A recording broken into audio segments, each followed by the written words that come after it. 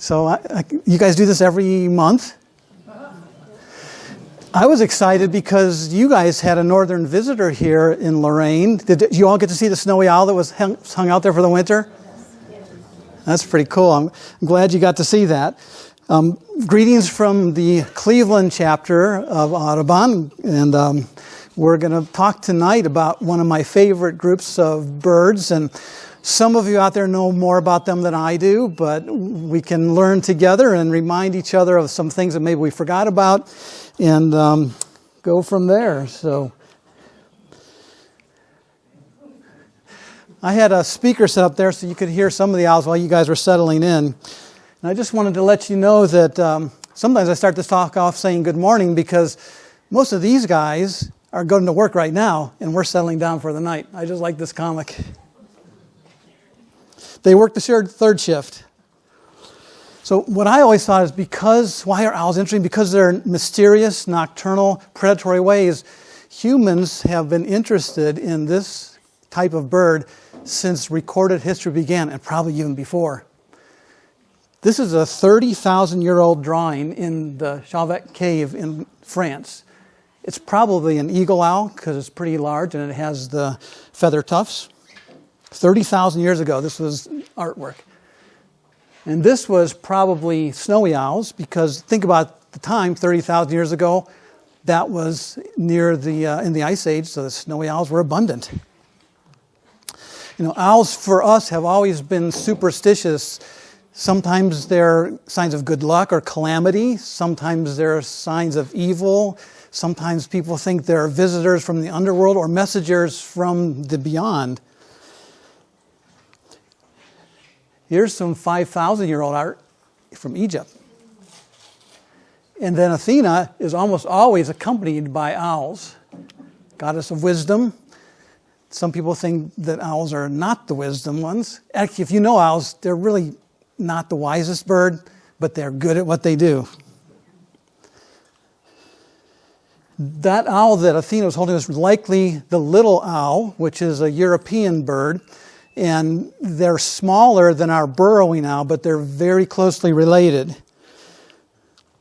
They lived in the hollows of construction of the Colosseum and things like that. They adapted to human habitation pretty well. In fact, so well that in the mid-1880s, the British decided they needed to have a house pet that could exterminate their cockroaches. And this bird eats insects. So they tried to tame the bird to live in the house with them to take care of their cockroaches. Didn't work very well because they don't have it anymore. In our own Northwest, they were honored with totems.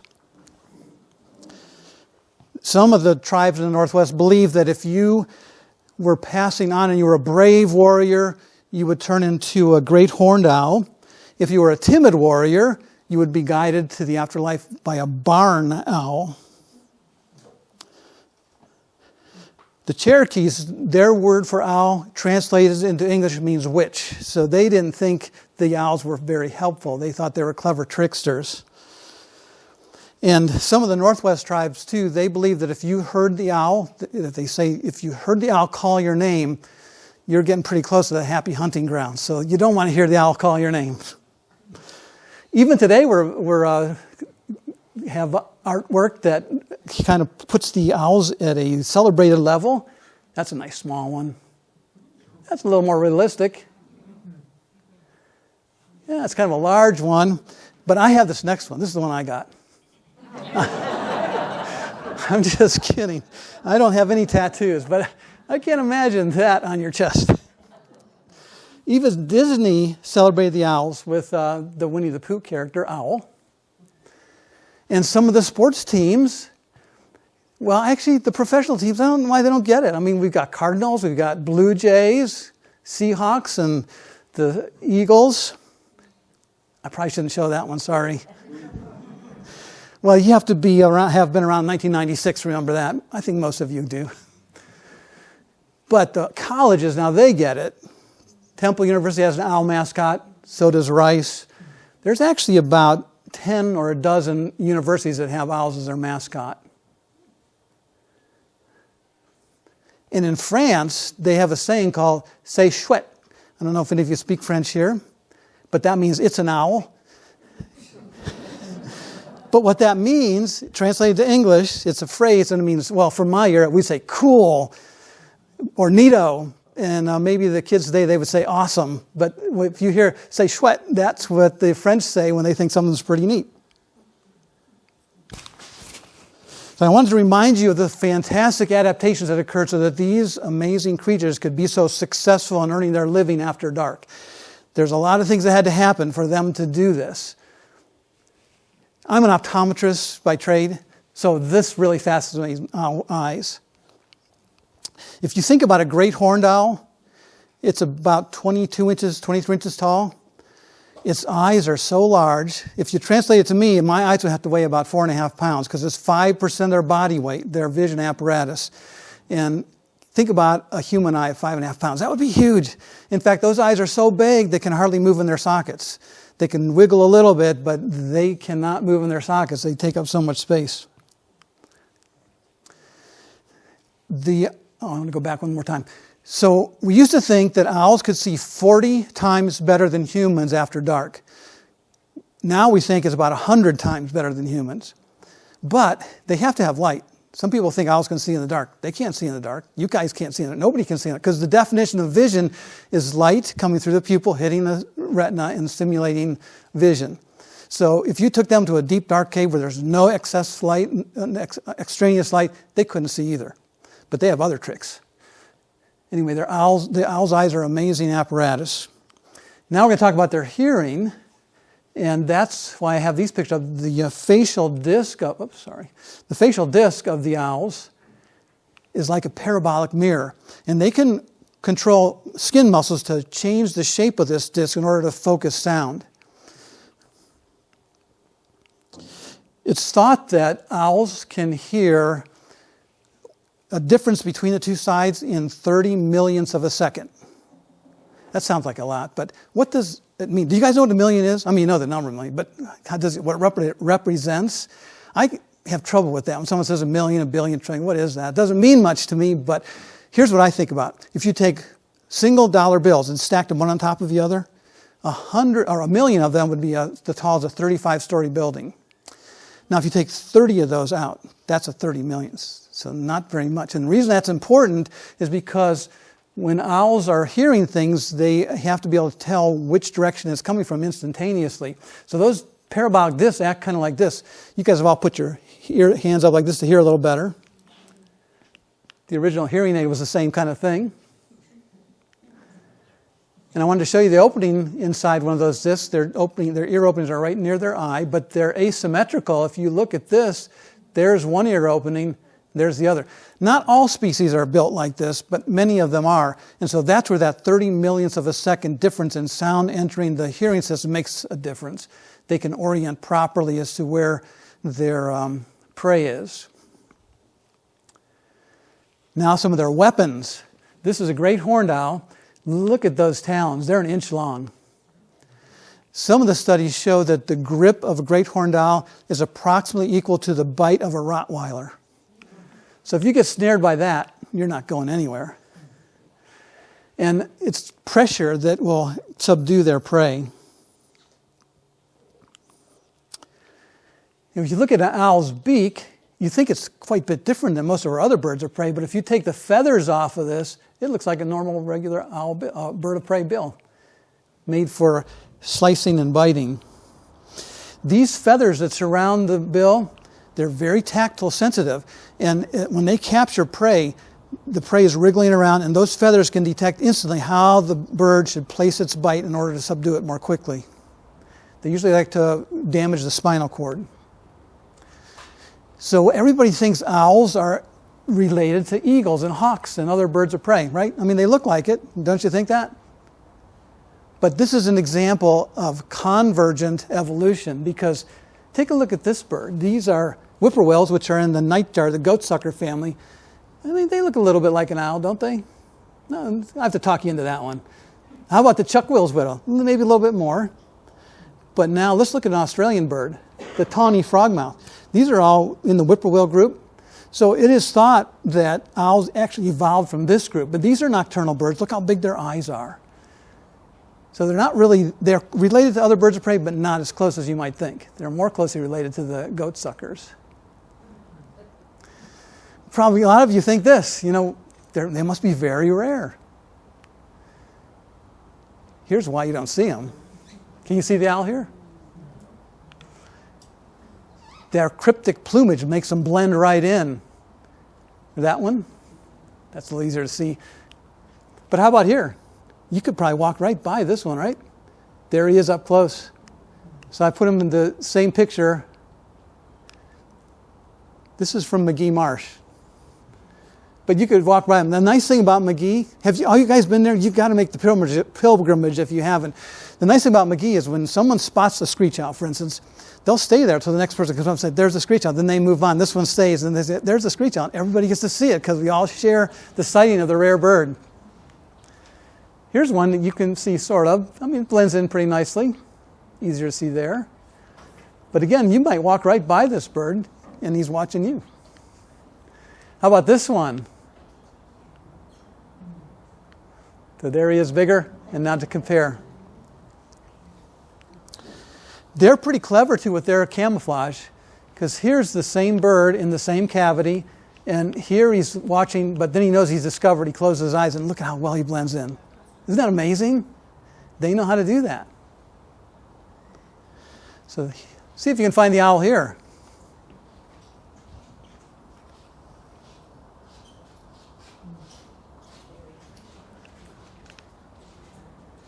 But here's the telltale right here, like coming down the tree, some whitewash. And that feathers on the roof on the top of their head helps them. I don't have mine anymore, but it helps them blend in. Here's how you find owls, or at least I've been successful that way. Owls have trouble digesting skin and fur and scales and bones, so they regurgitate. A lot of birds of prey will do this. They'll regurgitate a pellet. And I know you've probably seen these. If you dissect a pellet, you can actually find skulls and bones and identify exactly what that bird was eating. So when you find these under a tree, you might want to look up because the owl could be roosting there. Just like us, they have routines, they have habits. They sometimes like the exact same tree to roost in during the day, and they'll bring these pellets up and they'll be littered underneath the tree. A lot easier to find when the snow's on the ground because you can imagine finding this dark thing against leaves and soil. But if the snow's on the ground, a lot easier to find. And here's the other way to find them. This is not fungus. This is not snow. It's actually bird droppings. And like I say, they like the same tree, so you might find that. If you're seeing that, look up again, but keep your mouth closed. So owls are tricky to find, but once you know how to look for them, they'll come up easier. Find the right habitat. Do you know that only 2 or 3 of our owls need a forest that we have here? Most of them need open country for hunting. And so if you find a stand of trees next to a field, that's a good place to start looking for these. I like it this way. This is a friend of mine who took this picture. He had an owl looking in the window at him in the morning. Okay, now, don't you hate to hear this? People say that to you probably.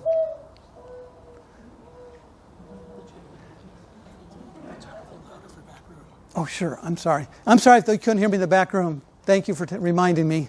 I've got that big booming voice, Well, anyway, all of you know this is not an owl, but you'll have friends and neighbors that are not owl people saying, oh, yeah, I got owls. They're in my yard every morning, but this is the guy we're looking for. Okay, let's talk about some owl extremes. We'll get to the Ohio owls in a few minutes, but I just think this stuff is kind of neat. So what is the smallest owl in the world? The very smallest.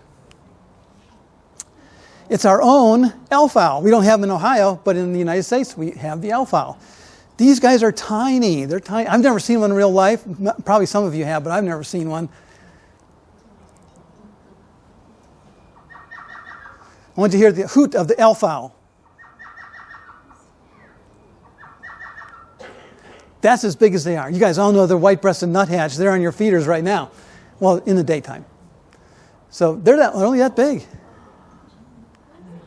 Just to give you a comparison, they're tiny owls. They weigh 1.5 ounces, so for 2 postage stamps, you could ship them cross-country. But they're feisty. They like scorpions for breakfast, and they know how to handle them. I don't think they get stung, but they know what to do with them. Now we've got to talk about what's the biggest owl in the world. Well, first let's talk about what do you mean by biggest. Now, this one wins smallest by weight and by size and everything, but let's talk about snakes for a minute. So when I ask people, what's the biggest snake in the world, some people say, oh, it's the anaconda. Well, that's the heaviest snake, but it's not the longest. So what's the biggest? Oh, the reticulated python. That's the longest, but it's not the heaviest. So what's the biggest? Well, let's talk about a couple of the hefty ones. Here's the Eurasian eagle owl, which we saw in the stone drawings. They're pretty good size. They can go up to 28 inches. The record was a 10-pounder. Normally they run about 7 or 8 pounds. That wingspan is almost as big as a bald eagle's. Bald eagles run about 80 inches. This guy has a 74-inch wingspan. I love the orangey color of their eyes. Our owls here are brown or yellow, but this European owl has an orange color. And they range across Europe, all the way from Great Britain to Japan. Pretty amazing.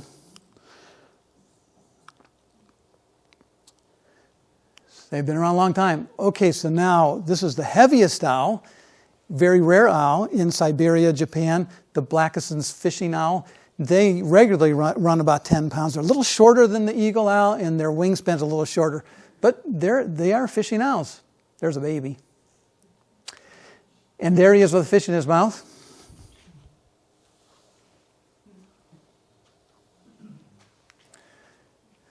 Just to give you an idea what they earn, how they earn their living.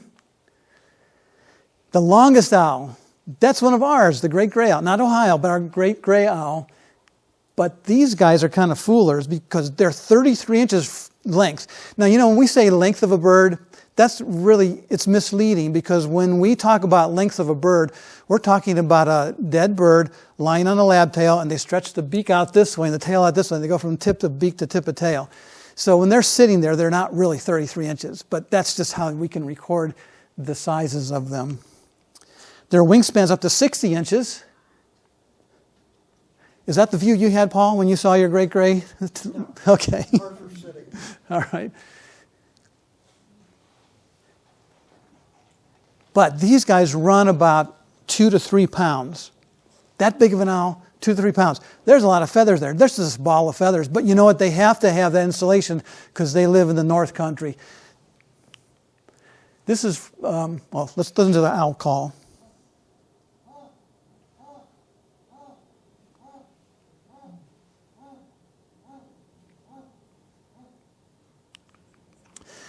Now, a friend of mine, I didn't even know Paul was going to be here. I met him on the trail years ago, and I'm glad to renew my friendship with him. But a friend of mine just went up there this past 2 weeks ago, I guess, and this was one that he took a picture of.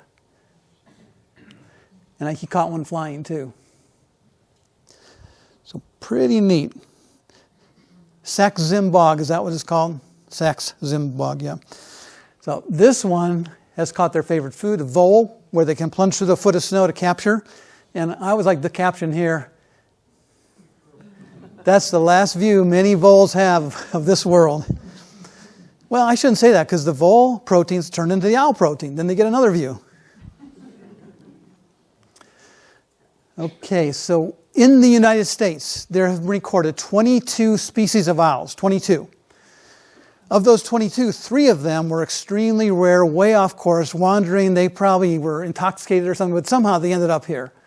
One is the Stygian owl, which is a South American owl. It got up into the very southernmost county of Texas.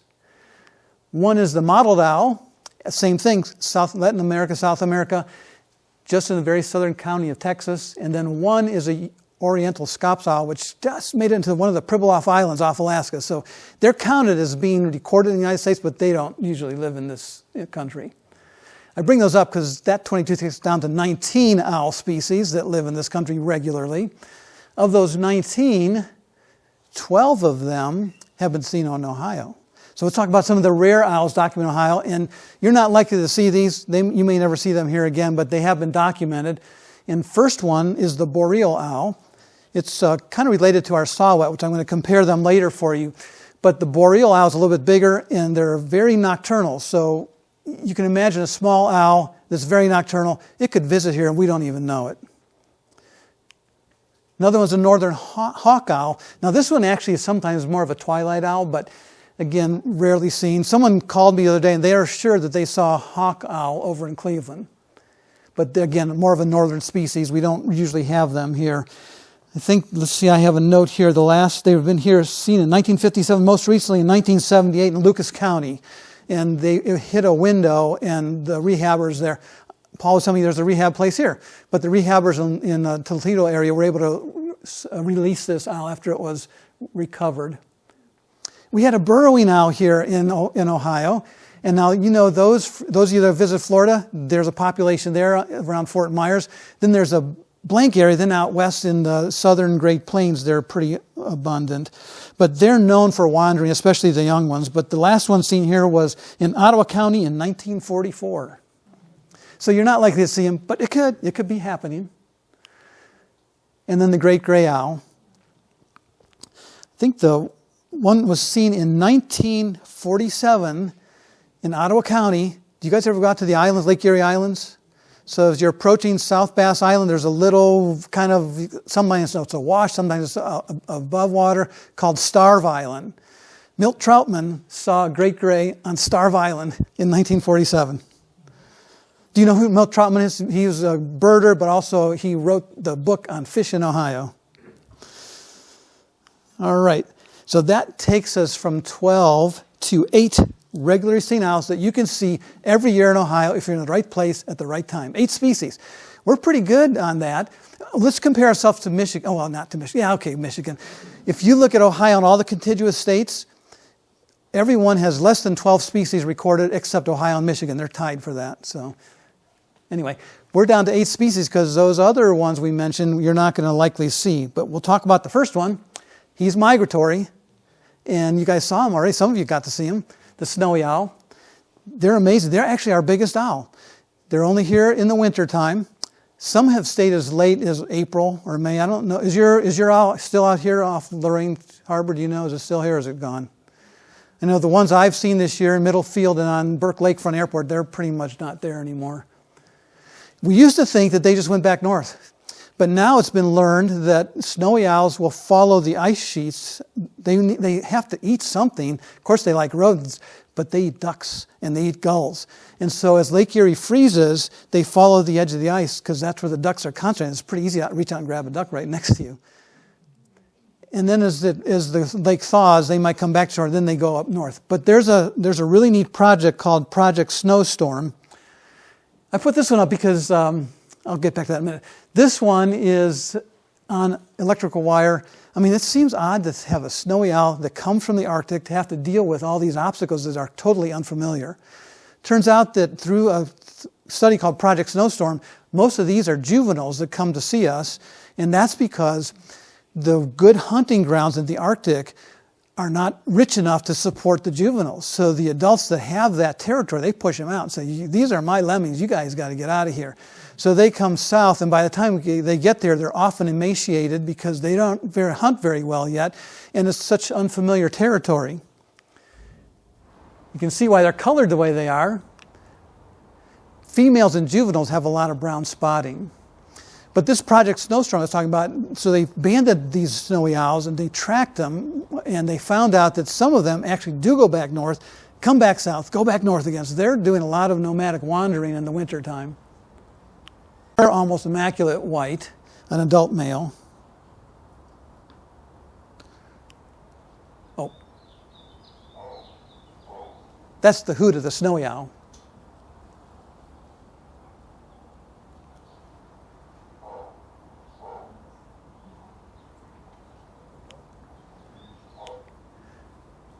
And there's a female, so much more spotting because she has to blend into her eggs. These guys nest on the ground. They're unusual, and most owls do not nest on the ground, but they nest on the ground. I got to show the owlets. Everybody loves, oh, they're so cute. You know what this is around this owl nest, this snowy owl nest? These are all lemmings. So they're such good hunters, and they want to prepare for the time when there's too much snow to find lemmings. So they actually, and why not? They're frozen right there. You just freeze them right next to your living room and reach out and grab a lemming. But they have been known to capture up to 1,600 lemmings in a season. So if you think about each adult catching 1,600 lemmings and then all the owls up there, those lemmings go for their money. This year was a mild eruption of snowy owls in this country. Some years we don't get very many, but this year they were pretty abundant. And it has to do with how good the lemming crop was, because if there's lots of lemmings, more eggs are laid, more young are raised, and then winter hits, and those young owls have to be pushed off territory, and they have to come down south to try to survive and go back north later. And of course, the snowy owl's Hedwig from Harry Potter fame. When this came out, unfortunately in Europe, I don't think it happened here, but in Europe, many people wanted snowy owls as pets. Well, owls are not very good pets, but it's no longer a fad. But at the time, there was a problem with people capturing young snowy owls and trying to tame them. Here is a rare owl for our area. I don't know if it's native or not. You have to think about the habitat change since Europeans entered Ohio. This owl needs open country, and they need hollows to nest in, but not very many. So when Europeans first came to Ohio, it was almost, not completely, but almost a complete forest. This owl couldn't survive. We didn't really start recording owls in Ohio until the mid-1800s, and by that time we had pretty much cleared the forest. So then it was good habitat, and the barns that they built then were not critter-proof, so both the prey and the predator entered the barns. They peaked in about the mid-1900s, and then they started going back down, because if you think about it, that's when farming practices changed and our barns were more critter-proof. Today, we think there are about 50 pair of barn owls in Ohio. There may be more or less. You really have to know somebody that knows where the barn is and get permission to go look at this, because they're really not very common. But they'll nest in stone cavities and cliff faces and things like that. Really neat coloring. You wonder why they're colored that way. I'll show you in a moment. Oh, this is my reference owl. They weigh about a pound, and they're about 16 inches long. So you can compare all other owls to this guy. One of the neat things about, look at their facial discs. Some people call them the monkey-faced owl. Oh, look, we got a little visitor here. Stink bug. One of the neat things about this particular species, it's found on every single continent in the world except Antarctica. Every single continent. Now, some of the researchers think they're different species, maybe different races, but it's the most worldwide known owl. And they've adapted to human habitation pretty nicely. And another easy way to identify them, if you look at their eyes, we've got nice dark brown eyes. So this is why they're colored the way they are. Can you find the owl here?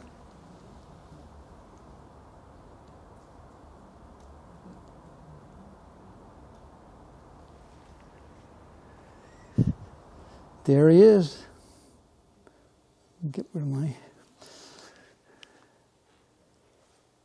They have long wings for their size, and some owls are perch hunters. They'll sit on a branch and wait for something to walk by. These guys work for their meal. They go across fields, coursing back and forth, quartering the fields, and listening and watching for movement. Not too many owls do that, but this is an open range owl. So back in the old days, there were haunted houses more than today. Haunted barns, haunted sheds. Here's why.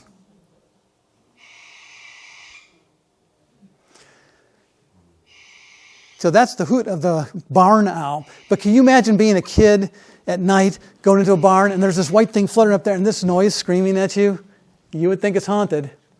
Some farmers today are actually making a little opening in their barn with a cavity inside so that they can house barn owls, and that might be making a comeback for them. We have a barn shed in one of our sanctuaries, our chapter sanctuaries, and we actually have that same thing on there. But most barn owls in this state are further south. We're kind of at the very, very northern edge of their range. But they could happen. I have to show the owlets, and I'm not going to say these are cute. Well, I mean, if you're a mother barn owl, say, oh, they're so cute. Okay, next we're going to talk about the smallest owl in Ohio. And I say our owl, they're not here year-round, but the northern saw-whet owl. I love their coloring, the stripes here. And they're only about 8 inches long. Oh. That's one of their calls. So that's where they get the name saw-whet. Because supposedly, I've never heard of the saw being wetted, but supposedly when you're spinning the wheel and you're taking your blade and touching it, it makes a little hoot, hoot, hoot, hoot. So that's why they got the name saw-whet. Another neat thing that these birds do, they are very excellent hunters. They catch mice, they catch a lot of things, but in the wintertime, they will actually catch more mice than they need. And of course, a mouse freezes fairly rapidly in the winter. They'll put it in a cavity somewhere and store it like a freezer. And then when times get lean, they say, well, why do I look through this snow? I'll just go to my cavity. They take it out and they incubate it like an egg to thaw it out. And they eat a nice warm mouse. I think that's pretty cool. They're supposedly about the size of a pop can. A friend of mine took this picture and shared it with me. This was from Cleveland Lakefront State Park. A lot of people took a picture of this owl. There he is right here. Very cryptically colored. That's another call you might hear. This is more of a territorial call. They're quiet when they're here in Ohio, and the best time to see them is in the fall, like November-ish, because they're migrating through. Some might hang around, most go farther south, and then right now and into later March, early April is when they're coming back through, going north to their nesting territories. And that's where they nest, in a cavity. They can't do it themselves, though. They got to rely on others to do the heavy lifting. So they use flicker holes, red-bellied woodpecker holes, red-headed woodpecker holes. And there's a couple that are just ready to fledge. There they are fledged. I wanted to compare the boreal owl we were talking about earlier. That's a rare visitor to Ohio. Maybe it is, maybe it isn't. We don't know that much about them compared to the saw-whet. They're actually the same genus, but you could confuse them if they're at night. But this one's a little bit bigger and has a little more narrow stripes on the breast. Here's another wintertime visitor, the long-eared owl. And right, those are not ears, they're feather tufts. This may be, oh, he's calling to us.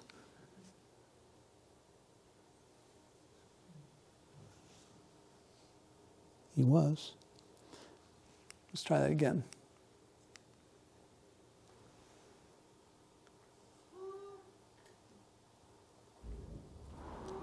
That sounds more like the hoot you might think of. But this might be the bird with the owl with the very sharpest hearing of all, because it does have the facial disc. And they hunt sort of like barn owls. They quarter fields at night. And they're very nocturnal, so we don't see them that often. You have to, again, here's one where someone has to accidentally come upon one and then share the location with you.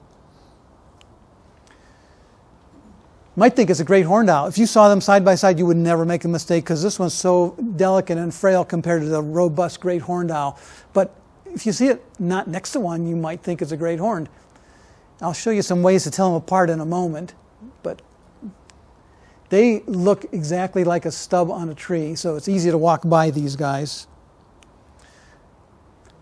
Can you find them here? Right there. So this owl also occurs in Europe, and they actually have lots of areas where they congregate. This is one owl that doesn't mind its own to be kind of roosting nearby. Oh, got to show the baby one again. Owlet. But here's a roost of multiple. In Canada, they discovered a long-eared owl roost that was over 100 owls, long-eared owls. There's a well-known roost in Croatia, or Serbia, I think. Yeah, Serbia, where these owls roost in the city. And the reason for that is they used to roost out in the fields. Oh.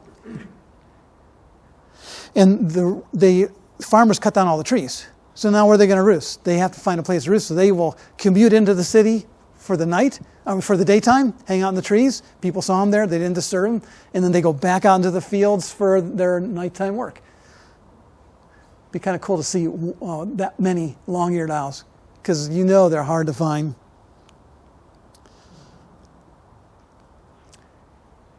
These are pictures from that roost in Serbia. So I wanted to show you the difference between these two owls. This is the Stygian owl, which very rarely would get into southern Texas because their territories may overlap on occasion, but you can see there's quite a difference in how they look. Now onto another migratory owl. Occasionally these will nest in Ohio, but mostly they're nesting further north. But the short-eared owl, and this I think is probably the easiest owl to observe because most of us don't go out at night. And these are twilight flyers. They hunt just like the long-eared, but they're out a little bit earlier.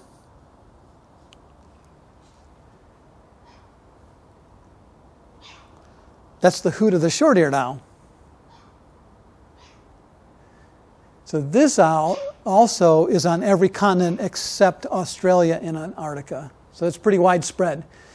It's the owl of islands. The Hawaiian owl is a short-eared owl species. Look how long its wings are. And that's so it can lift itself across the fields.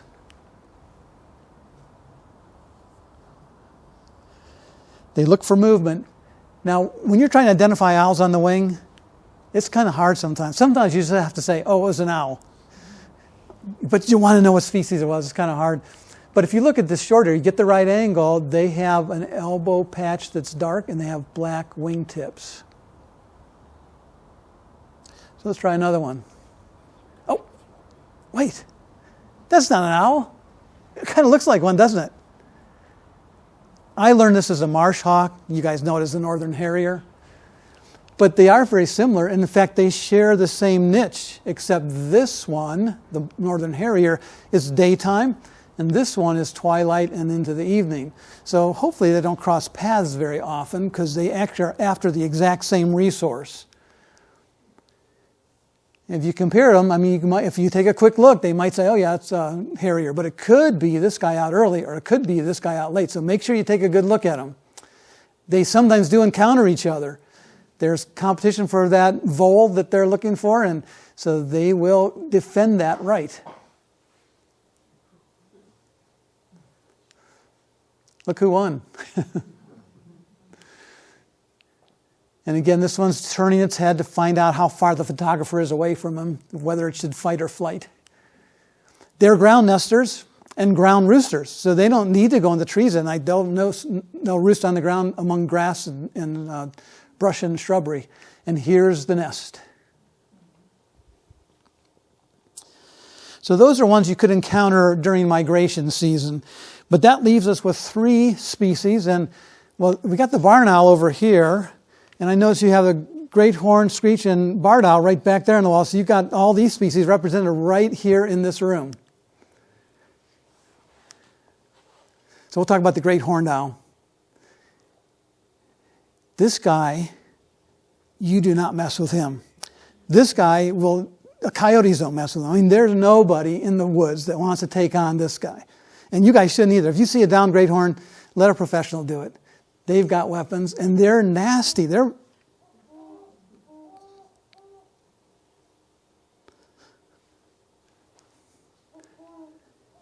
want you to look at the talons on this and the feet. Look at that. So they drive bald eagles off their nest. If they want that bald eagle's nest, they say, that's no problem. Then take it over. If you ever smell a skunk up in a tree, how'd it get there? Skunks don't climb trees.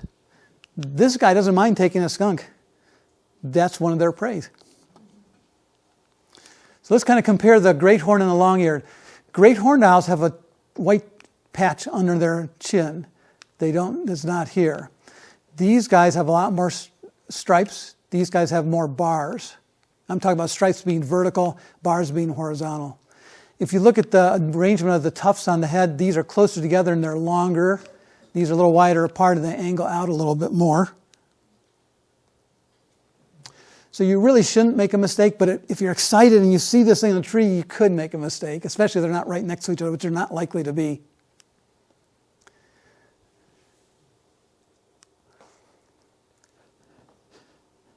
So there he is, his feather tufts erect. There they are down. So you can see, you can't just look for those feather tufts. Sometimes it can be confusing. And then look at those feet and those talons. They'll take rabbits, they'll take all kinds of things. A lot of people think that they take their dogs and cats. I mean, that might happen, but I doubt that it happens very often, because think about how much a great horned owl weighs. About 4 pounds. How many cats are 4 pounds? I mean, most of them are bigger than that. And he might be able to lift a little more than his weight, but how much more than weight? Can he lift twice his weight? I mean, that seems unreasonable. Now, I'm not saying it wouldn't attack a cat or a dog on the ground and maybe dispatch it there, but it's not going to carry it off likely. So I think they get a bad rap for taking house pets when it's more likely maybe a fox or a coyote or something that's taking, or bobcat that's taking the house pets. They could, but I try to defend them. They're just amazing birds. But yeah, their personality is not one to be reckoned with. They are definitely top of the food chain, lord of our forests. This is a picture of a trail in Michigan. So if you can't read that, it says temporary trail closure due to, and non-bike users due to nesting owl in area. The owl is aggressive and will protect this area. Please avoid trail until the signs are removed. So any of you that know owl researchers, if they're going to go up and band a baby great horned, they wear a helmet. They wear a face mask. They paint eyes on the back of their head so when the parent owl comes to attack, it attacks the back of the head instead of the face. They're not afraid of anything. Oh, look how cute.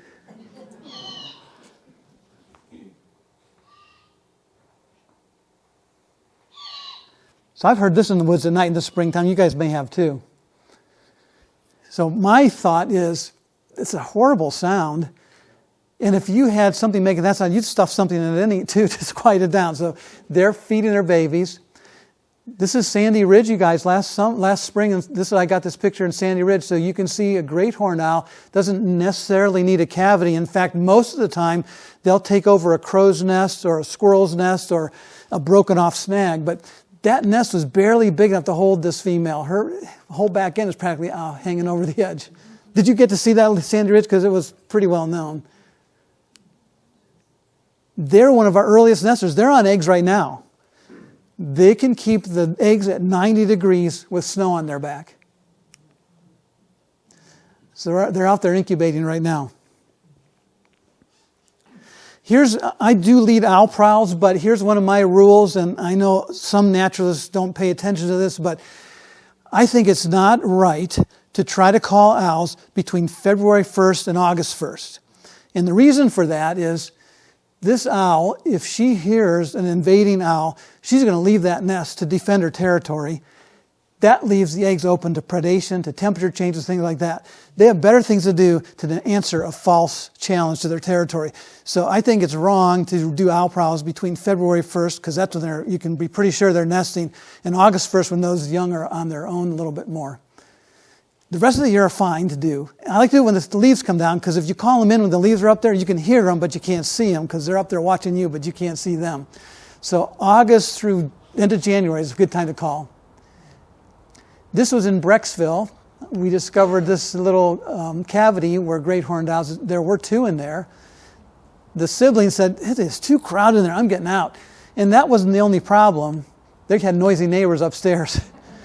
So on the top of this snag, a Canada goose was nesting. Do you ever think of Canada geese nesting in trees? But here it is nesting up there, and the 2 owls were underneath it. There's a heronry in Brecksville too. Maybe some of you visit along the trail near Station Road. And a great horned owl nested right in the middle of this heronry. It took over a heron nest. And you could see the nests were active, but all the ones right around the owl, there were no babies there. So it just kind of said, this is great. I'll reach out and grab a heron. So they can take prey the size of baby great blue herons and geese and ducks. I mean, they can pretty much get all things that size and smaller. Look, it's just staring at the back of her head. Get me something. And again, look at those feet and the weapons they have to use. So even the owlets you don't want to mess around with. Nice little pot belly there.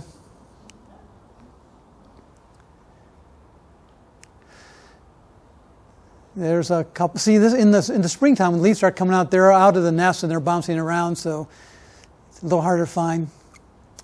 Now, supposedly, and again, you have one right back there on the wall, supposedly this is the most common owl in Ohio. I mean, I don't see them that often. They're small. They're about 9 inches. 2 color faces. Oh, yeah. This is their whinny. I don't know why they're called screech owls. That doesn't sound like a screech to me.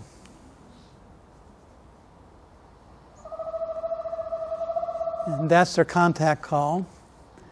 They're saying, I'm over here. Where are you? I've got some food over here. Did you get anything?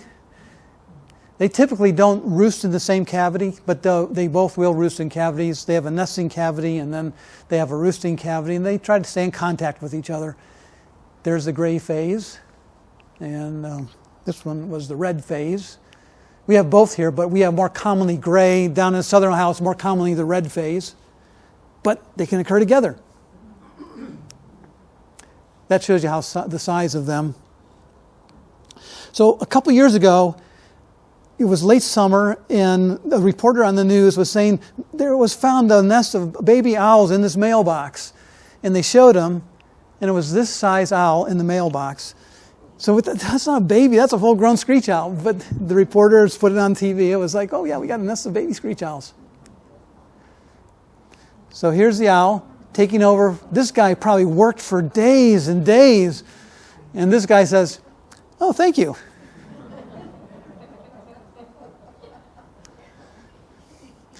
This is how I usually see screech owls. They're in a cavity somewhere just peering out at me. There's some owlets.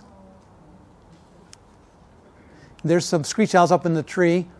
These were young ones. That owl that I showed earlier looking in the window at my friend, they had owlets come to look into them too. So here's a cool thing about western screech owls. They're not sure if eastern screech owls do this, but western screech owls keep pets. Yeah, they keep pets. This is a snake called the Texas blind snake. They love to eat invertebrates. That's how big they are. Western screech owls will capture these snakes without damaging them, put them in their nest, and these snakes will filter down to the bottom of the nest, and they'll eat the nest parasites. Isn't that cool? They actually have to keep a pet so that it keeps their nest clean. I also want to compare the Oriental scops owl, which we talked about earlier. They got on the Pribilof Islands with the eastern screech owl. They'll probably never, ever see each other, but you can see how they're related. About the same size and about the same plumage type.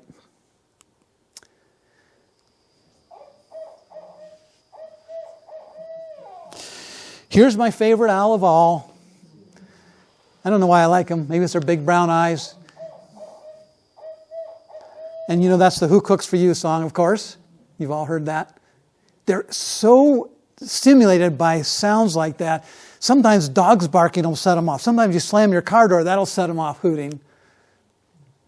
But you can always tell a barred, because only 2 owls in Ohio have brown eyes. This one and the barn owl. They're good size, a little smaller than a great horn, but they're a little lighter weight, only about 1.5 pounds, where a great horn goes 4 pounds. So you can see the sturdy difference there, the ruggedness difference. And they're about 21 inches long. This one I saw in Tinkers Creek State Nature Preserve. Here's one just hanging out there. They are lowland owls. Typically they like wet forests. And that is reflected in their diet. Sort of like where you find red-shouldered hawks, they kind of like it wetter too. They actually share the same niche, the same kind of prey items are searched for. There is a problem with barred owls expanding their range. So here we have a native, but it's an invasive in the Pacific Northwest. In the Pacific Northwest, there are spotted owls that are the same genus, a little smaller. So there's some hybridization happening, but since they're smaller, they're also prey items. So barred owls will eat spotted owls. And they've made their way over because they have followed the woodland islands that we've created across the prairie. So they've been excluded from the West because of the prairies, but now we've made it easy for them to hopscotch over. I find these to be a little more skittish owls, but the great horn, something they just look down at you and watch you. But these guys, they'll take a look, but they usually take off quickly. How'd you like to see that in your bird bath? So they like water. They're not afraid of water at all. Look, that's one of their prey right there. I mean, I'll eat, what is it, in New Orleans, they have crawfish, etouffee or something like that. They have good taste.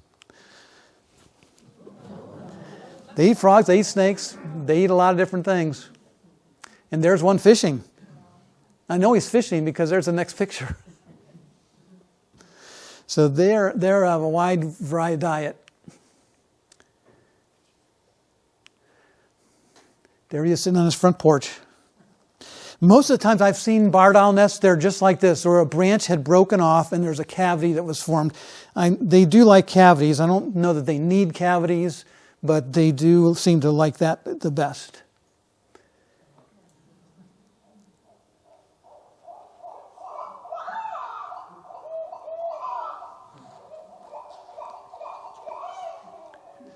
You probably heard them do that during breeding season. They're courting and singing.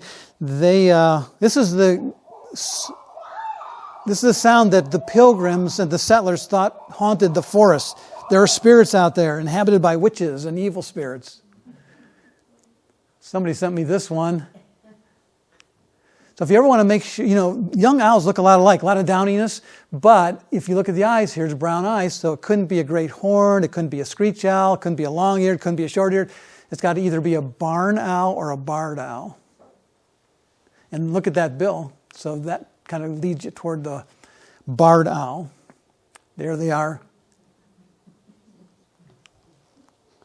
So again, here's the rare find in southern Texas related to our barred owl. This one's a bit smaller. And they could cross paths because barred owls do extend their range all the way down into Texas. So, I hope this made you guys want to try a night hike because they are out there. And I thank you for your attention. If there's questions, I'm happy to take some.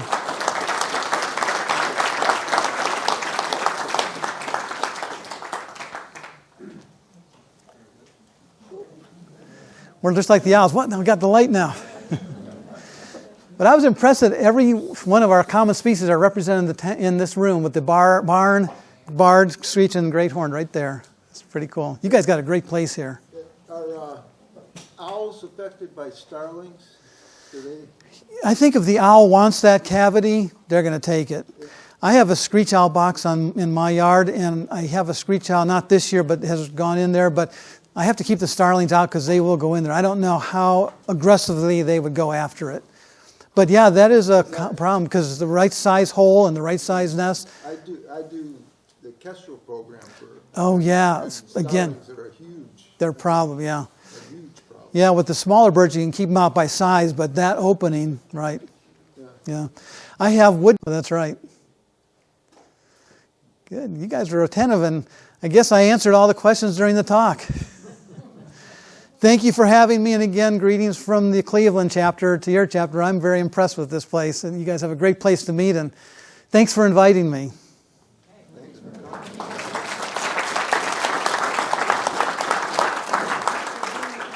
you very much, Jim. That was wonderful.